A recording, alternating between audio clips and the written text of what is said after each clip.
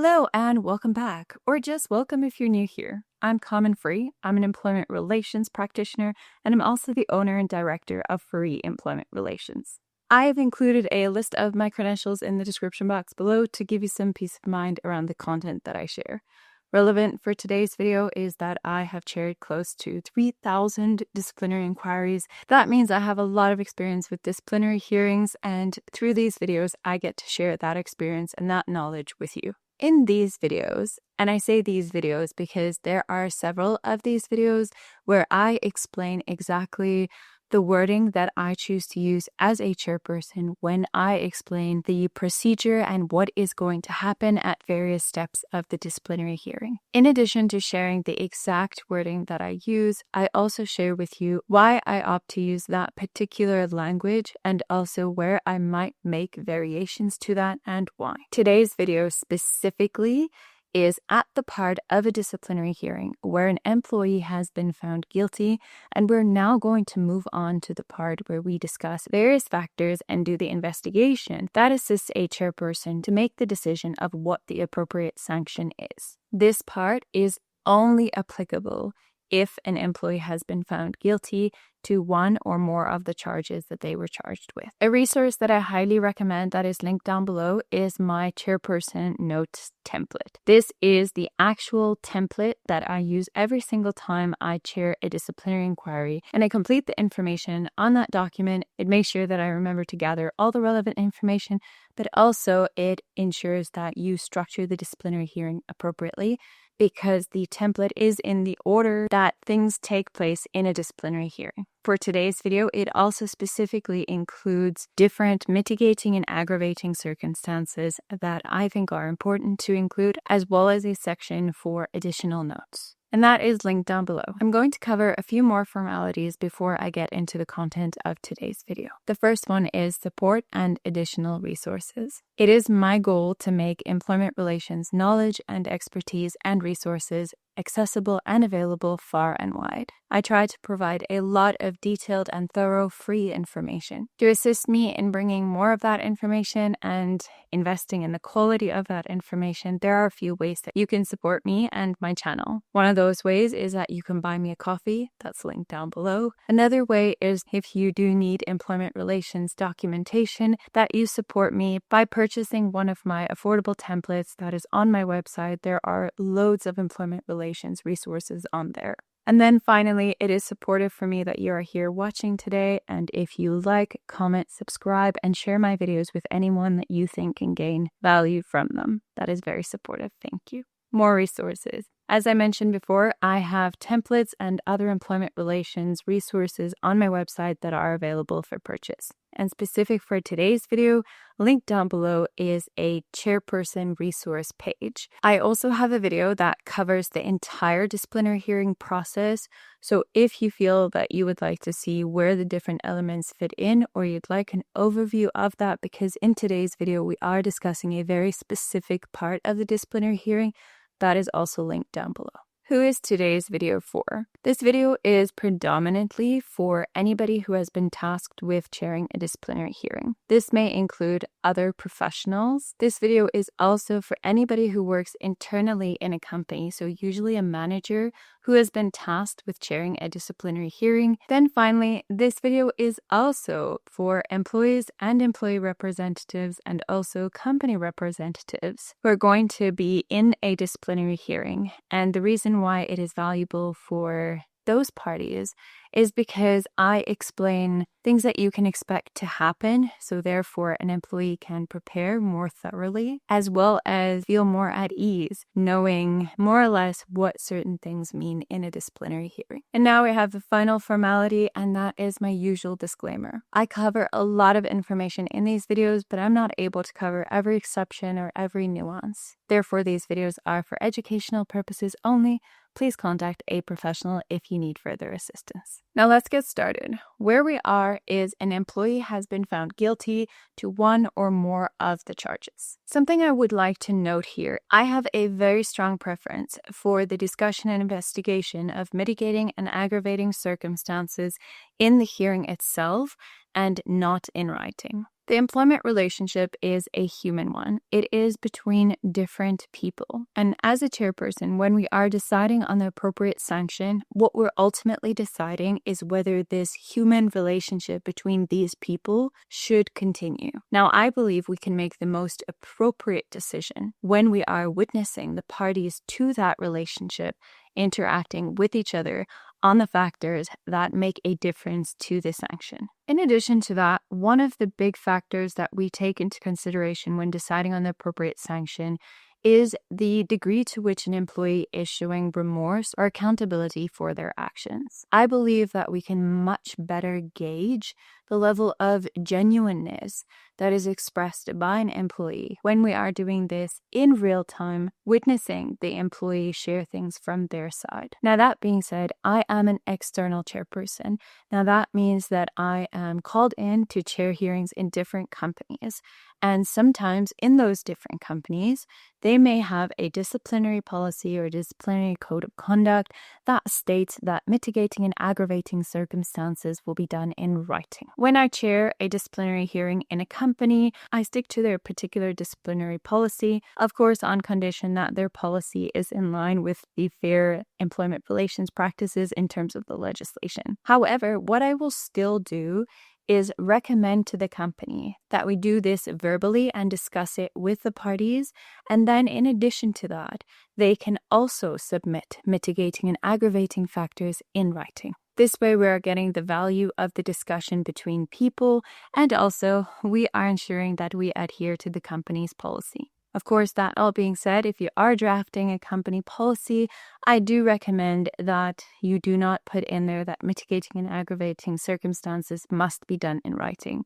Sometimes there's a time and place where that is appropriate, but I do recommend against being bound by doing that. Now, how I start this. So where we are now, I have already explained to the employee that I have found them guilty on one or more of the charges that they were charged with. This is either taking place on the same day as the rest of the hearing or sometimes on a different day. And then I will say, because I have found you guilty, I'm now going to discuss what we call mitigating and aggravating circumstances. It might sound unnecessary to say what we call mitigating and aggravating circumstances, but in my experience, the words mitigation and aggravation or mitigating and aggravating are not commonly understood words. These are not things that people are commonly familiar with, and they've often seen in their body language and on their facial expression and through what they've expressed to me that a lot of people feel extra nervous or taken aback because they don't understand what those words mean, and it sounds like something very scary and very complicated. The simple phrasing, what we call, implies that I am going to explain it to them. Next, I will say, these are factors that help me decide what the appropriate sanction is here today. This is the quick one-liner that just generally explains that's what we're going to be doing here. Next up, I will say, I only have the following sanctions at my disposal. I can issue a written warning, a final written warning, or dismissal with or without notice. This is important because it lets the employee know that at the end of this process, the outcome is going to be one of those sanctions. Now you will note here that I do not include mercy sanctions. I do not mention them in a disciplinary hearing, nor do I think it's appropriate to do so. Mercy sanctions, as they're called, should be used truly only in very rare and very exceptional cases. Therefore, it is not worth it or appropriate, in my opinion, to bring it up as part of the general explanation of what sanctions are the typical and usually appropriate outcome of a disciplinary inquiry. If a company is regularly using what we call mercy sanctions, there is something that needs to be addressed in the disciplinary process. So what I've listed to the employee, written warning, final written warning, or dismissal with or without notice.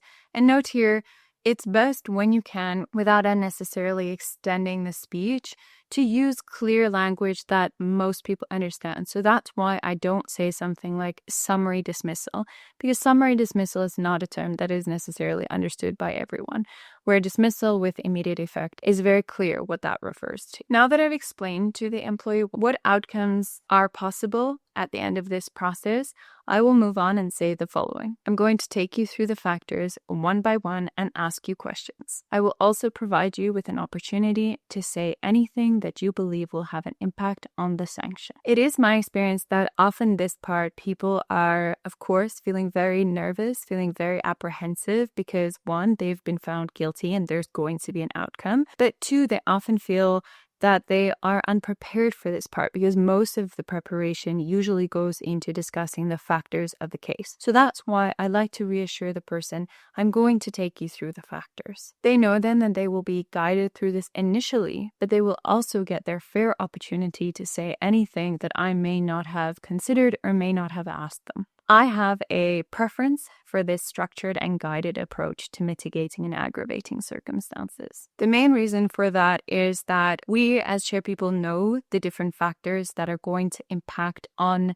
the disciplinary sanction. An employee does not necessarily know this. So when we start with it in an unstructured way and say, okay, you can say anything you'd like to in terms of mitigation and aggravation, they often don't know what to say and will try to, in most cases, they will provide so much and try to say anything that they can think of that may impact on the sanction, and usually a lot of it does not. Or the other end of that is they may feel so nervous that they simply say they have nothing to say. And it is important to remember that it is our responsibility as part of a fair procedure to investigate mitigating and aggravating circumstances. So therefore, even if somebody does not want to say anything and they don't want their opportunity to expand on any of the factors, there are still basic things that we take into consideration when deciding on the appropriate sanction, and it's best to discuss that with the employee present. While I'm not going into the details of different mitigating and aggravating circumstances in this video, I do have other videos that cover that in detail. And also, my chairperson notes does list the various factors and provides a space for the mitigating and aggravating factors that I typically ask questions about in every single hearing. The other reason I have a preference for doing this starting with a structured, guided approach is that I will initially go through all of the factors that I know are very important to assist me in determining what the appropriate sanction is. But then by the end of that is when we give an employee an opportunity to say anything they want to. Now, because I've gone through these factors, I've taken them through it, and the way that I chair a hearing is I explain, this is how this impacts on it, this is a mitigating factor, or this is an aggravating factor. By then, they understand how that works, and usually then what they add is very relevant to the sanction. And when I was still quite junior, I had a senior practitioner tell me that they don't think it's good practice to really guide an employee a lot in this part of the hearing, and particularly not to provide too much prompting or guidance around showing remorse or taking responsibility for their actions. They felt that if we did that, then a lot of the time somebody only showed remorse because we did that, and then therefore as a chairperson you consider that they showed remorse for their actions. Personally, I don't agree with this. No, I don't directly simply ask somebody, are you remorseful for what you did? But I most definitely do prompt somebody, and I do let them know what is important in terms of the impact on the sanction. Most people who are sitting in a disciplinary hearing are not experts on disciplinary hearings. Most people in hearings are very nervous, are feeling fearful, and a whole lot of other emotions. And in the disciplinary hearing, they cannot necessarily think of the things that are important to say in that moment, or to express the things that they may genuinely be experiencing and feel, but they don't know that it's important and it impacts on the sanction. I think it is appropriate, and I think it is important that we guide somebody to give them a fair and proper opportunity to discuss the factors that impact on the sanction, and not to have them be disadvantaged because they don't have any experience with disciplinary hearings, or because in that moment they're not able to remember every single thing that they wanted to say that could have an impact on the outcome. Hearings are not there to catch somebody on a technicality.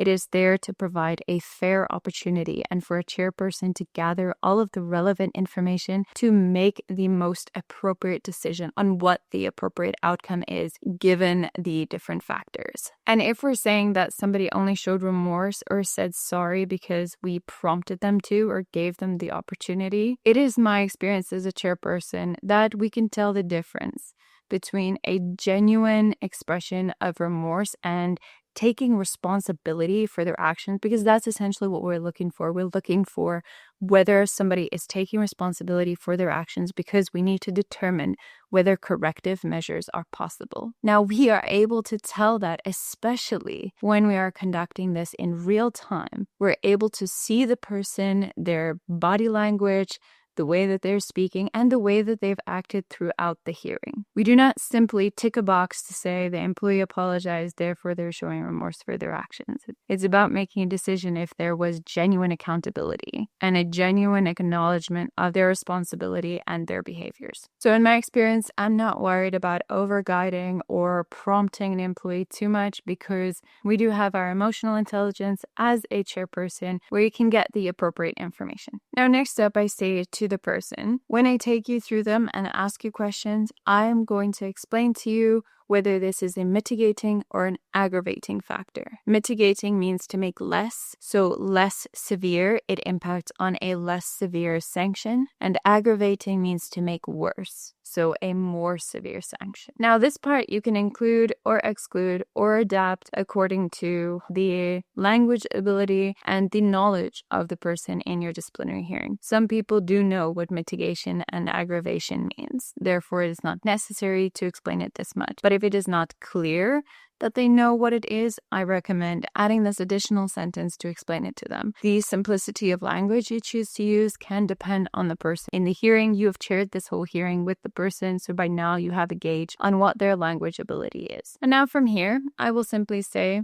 let's get started with the first factor. Then I will go into the mitigating and aggravating factors. However, in some hearings, there is an additional part that I add. And from my experience, this additional part makes quite a difference. In a hearing where the person has been found guilty of a dismissible offense, I will add the following. I would like you to know that you have been found guilty of, and then I enter in whatever the offense was that they were found guilty of. So it's usually something like dishonest conduct or assault. And then I will continue to say, this is a dismissible offense. That does not automatically mean that you are dismissed, but I think that it is important that you know that the usual sanction for this type of offense is a dismissal, unless there are very, very strong mitigating circumstances for us to deviate from this. And I say this because I have chaired hearings where I have gone through the factors and I've gotten to the end, and genuinely the person has not realized how serious the offense was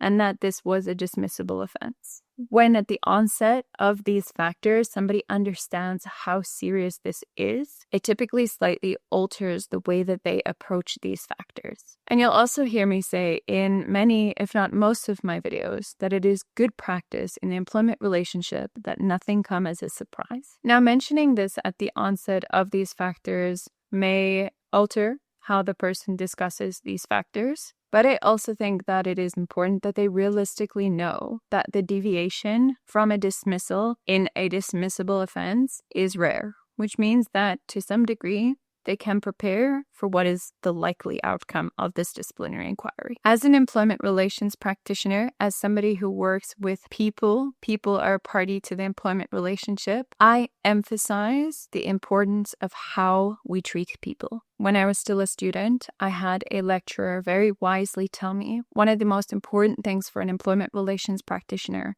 is to never lose sight of how much it impacts on somebody to lose their income and their job. Now, irrespective of what we may think of what somebody has done in a disciplinary hearing, because when I train other employment relations practitioners, that the emotional aspect of chairing a hearing versus a different type of dismissal seems easier because there may be an element of judging what the person has done. I recommend that you separate those things. We are not there to make a judgment of a person. We are there to judge the factors, the facts that were presented to us, the information that was presented to us.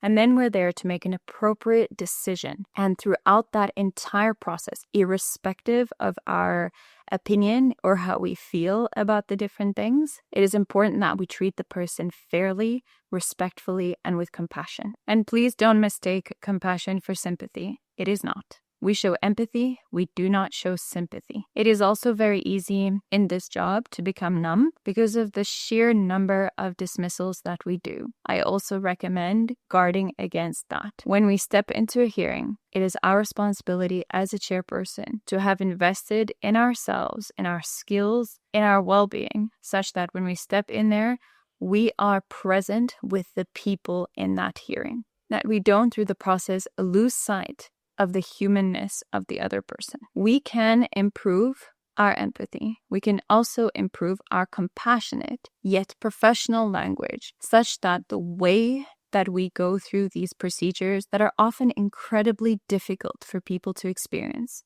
matters, and that come to the end of this procedure, that the person feels that they were treated like a person, that we could see and acknowledge their humanness, and that we treated them fairly. And I say this because sometimes in this particular part of the disciplinary hearing, we may experience the opposite of what I've been referring to. We may experience someone who shows no remorse, who seems completely dismissive, disrespectful to the process, disinterested in discussing any of the factors. But again, this is where our emotional intelligence comes into play. People's coping mechanisms with uncomfortable and difficult things are different. So even when somebody seems to have absolutely zero interest in participating in this part of the hearing, and it's quite difficult to move through the different factors, it is important to remember their humanness and to treat them with respect and dignity throughout the process. And while that is not directly relevant to how I introduce mitigating and aggravating circumstances, I do hope that you have found value in that approach. And in particular, in my experience, I have found that the fundamental approach that we have to people and our communication style in any of the procedures in the employment relationship really makes a difference. Once I've completed that introduction, I go through the various factors one by one. You can have a look at my channel to see videos that detail more information about that, and also videos that detail information about how to make the appropriate decision, how to apply consistency, and a lot of other information. A reminder that on my channel is my chairperson's speech for other parts of the disciplinary hearing, as well as linked down below is my chairperson notes template that I use when I chair a disciplinary hearing. If you found any value in this video, I would appreciate it if you liked and subscribed to my channel, and please comment down below what you would like me to cover in future. Thank you for being here with me today.